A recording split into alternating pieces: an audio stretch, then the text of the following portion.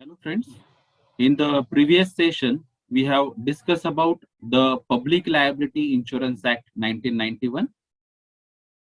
So we have discussed what exactly the act is and what is the eligibility or the applicability of the act. So from the name itself, it is clearly suggests that the act and the rule is related to the insurance amount or the compensation amount which can be raised by the public, and that is why it is called as public liability insurance. So this public liability insurance is mainly related to the accidents which can occur due to the handling of hazardous substances.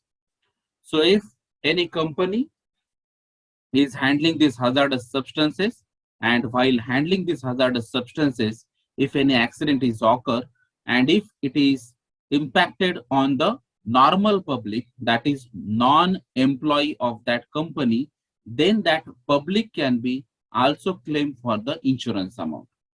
So that is the main focus of this Public Liability Insurance Act, and then the Public Liability Insurance Rule.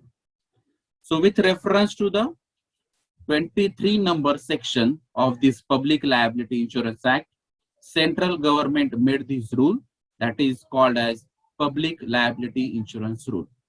So it came into force from 1st May 1991. And in these rules, there are 11 rules and 2 forms. So it is a short rules, but it is a very important as far as the hazardous accidents are occurred and which can be impacted on the public. So if you observe from the first rule, the rule number 1 is short title and commencement as usual, that this rule may be called the Public Liability Insurance Rule 1991, and these rules shall come into force on the date of their publication in the official gazette. Then rule number 2 is related to the definitions. So we have already discussed many definitions like act. Act means the Public Liability Insurance Act 1991. Then advisory committee. Advisory committee means the committee constituted by the central government in accordance with the section 21 of the act, called the Public Liability Insurance Advisory Committee. Then authorized physician. So it means any person registered under this central act or state act for the maintenance of register of medical practitioners, or in any area where no such mention act is in force, then that person is going to check the physical condition of that public. So that person is called as authorized physician. Then the main thing is fund. So this means the Public Liability Insurance Fund, and it is maintained by an owner in accordance with the provision of the particular section, that is section number 4 and subsection 3. Then the rule number 3 is application of relief. So application of relief means we have to apply for the claim. So an application for claim for relief shall be made to the collector in form number 1.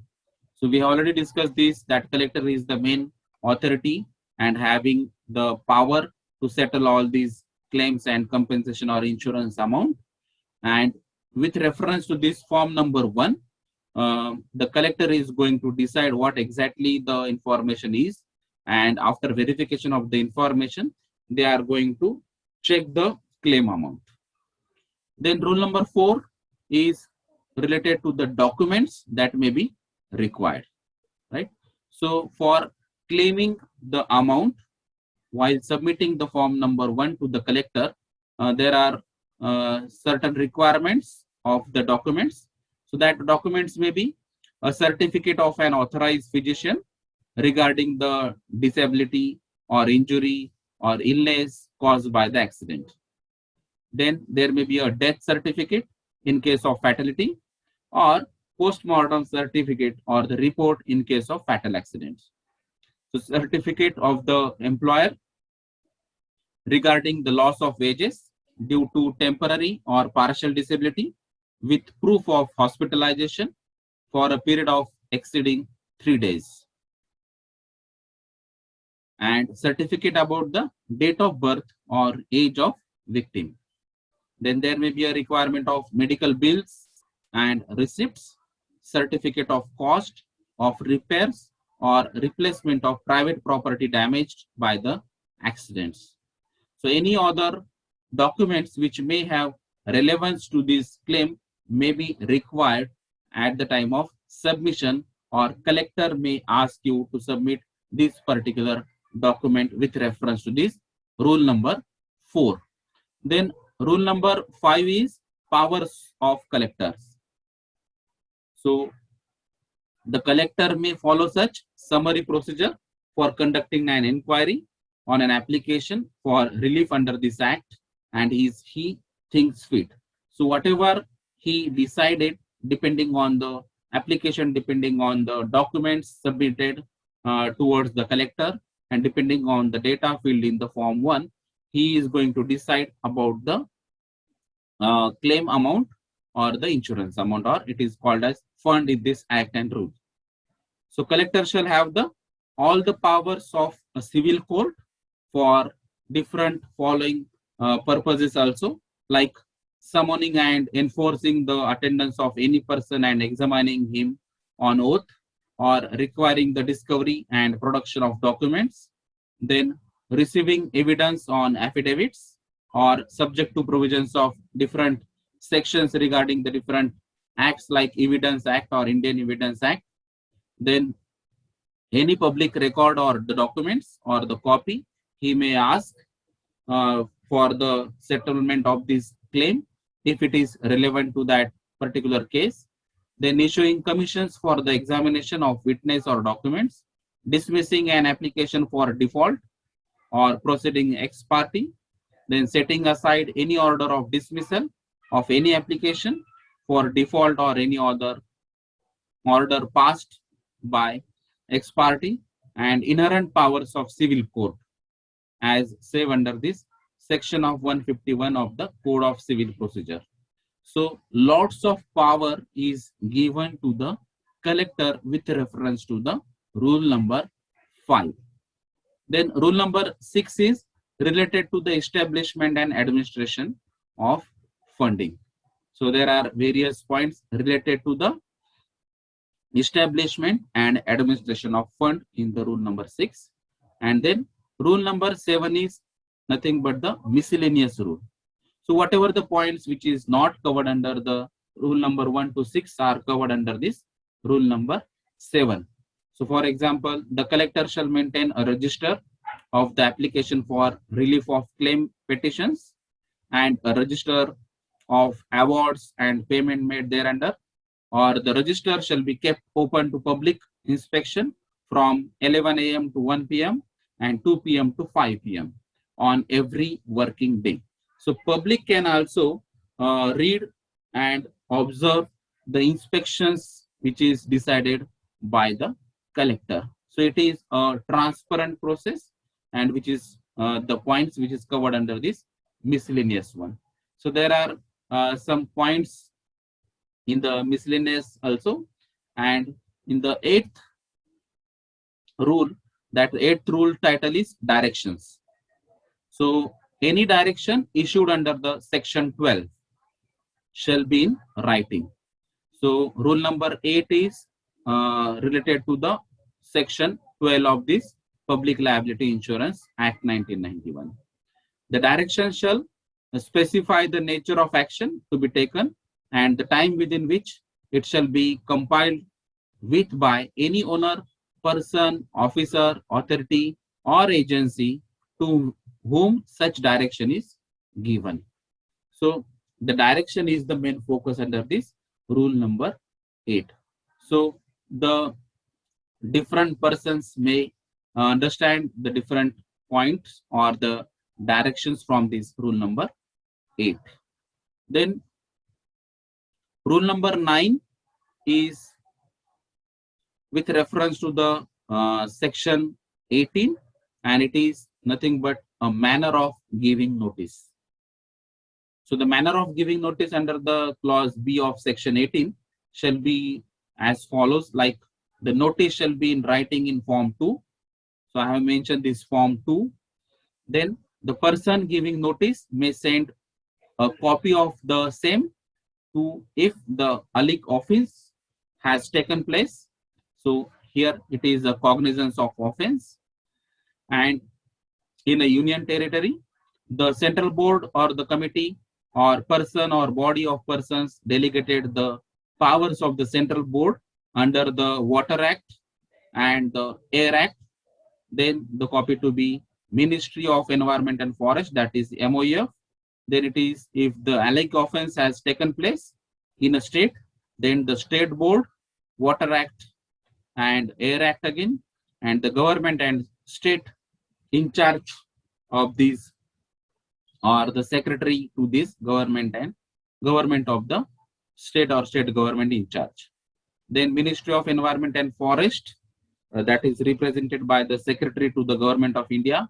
And if it is alleged offense has taken place in a district, then the district collector, the notice shall be sent by a registered post acknowledgement due and the period of 60 days mentioned in this clause. So within 60 days, you have to circulate this notice to the respective authorities with reference to the form 2 and with reference to the section 18. Then rule number 10 is nothing but the extent of liability. Means what is the maximum liability of the insurance to pay as a relief fund. So that amount is nothing but the 5 crore to the several claimants, and in case of one accident, and if the more accidents are there, multiple accidents are there, and multiple claimants are there, then that amount is maximum 15 crores. So the 15 crore is the maximum limit, that is the maximum liability of this fund with reference to this public liability insurance rule. If the award amount exceeds this limit, it shall be met with from the relief fund, and in case it still falls short, the balance amount shall be payable by the owner. So if again it is still fall short, then the gap or the difference can be payable by the owner only. So that is covered under this rule number 10. Then rule number 11 is related to the contribution of owner to the environment relief fund. So contribution of owner is there, that is to the environment relief fund. So I have forgot to mention this. This is the rule number 11. So it is equal to the premium payable to the insurance, and it shall be paid along with the premium to the insurance. So the contribution so received shall be remitted as per the scheme under section 7A of the Act. So Act means the Public Liability Insurance Act, right? So these are the 11 rules of this Public Liability Insurance Rule 1991. So I have mentioned there are two forms. So that is form 1. It is nothing but application for compensation, or it is a form of application for the compensation or claim. So in this form, generally the points covered, that who is the claimant, then that is the relation of that claimant with the the employee or the persons, then what exactly the accident is happened, what exactly the injury is there, or whether it is a fatality case or whatever it may be. So name and father's name, then address of the person, age, date of birth, sex of the person, place, date and time of accidents, occupation of the person injured, nature of the injuries, name of the address of police station in whose jurisdiction accident took place, then name and address of the medical officer or practitioner, the name and address of the claimant or claimants, then relationship with the deceased, and any other information may be considered necessary or helpful in the dispose of the claim. So that is the last point is declaration, that I hereby swear and affirm that all the facts noted above are true to the best of my knowledge and belief. And then finally the signature of that claimant. So all these contents are nothing but the form 1. And in the form 2, that is nothing but the notice for cognizance of offense. So normally that contains the registered post acknowledgement due from and to, and then what exactly the topic or subject which is relevant to that cognizance of offense, right? So what exactly the relations of this offense with respect to the Public Liability Insurance Act and rule, then what is the place, date and signature, and if it is a first time case or second time case or some anything you want to mention, that all the things should be mentioned, and then that should be submitted to that MOEF or the Department of Environment, Forest and Wildlife, or that particular authority, that may be a state government authority or the central government authority, or that may be a district authority. So these are the different contents of this Public Liability Insurance Rule 1991, 11 rules and 2 forms. Actually, there is a table which gives you the idea regarding what exactly are the list of chemicals with quantities for application of this Public Liability Insurance Act and rule. Because when we are saying that the hazardous chemical handling accidents, and due to these hazardous chemical accidents, handling of chemicals accidents, the public liability insurance concept is there. So which type of chemicals can be considered under this Public Liability Insurance Act? So there are 4 groups and 179 chemicals are listed under this table with reference to this act, right?